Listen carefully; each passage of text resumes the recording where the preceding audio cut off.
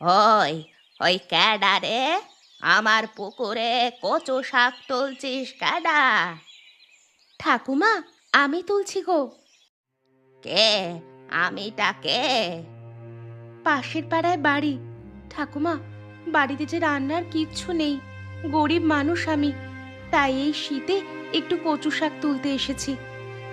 তুই এটা ঠিক করলি না। আমাকে জিজ্ঞাসা না করে আমার পুকুরে শাক তুলছিস? না বলে কারোর জিনিস নেওয়াকে চুরি করা বলে। সামান্য কচু শাক তুলছি বলে আমি চোর হয়ে গেলাম ঠাকুমা? আরে বউ, এটা সামান্য নয়। বাজারে এই কচু শাক অনেক টাকায় বিক্রি হয়। বাজারে টাকা দিয়ে কিনতে পারবো না বলেই তো পুকুরের শাকটা তুলতে এসেছি।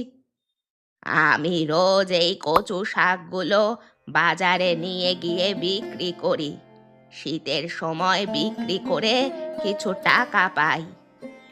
বুঝতে পেরেছি ঠাকুমা, আমি তো কচু শাকের টাকা দিতে পারবো না, তোমার পুকুর থেকে কচু শাক তুলেছিলাম, এই নাও।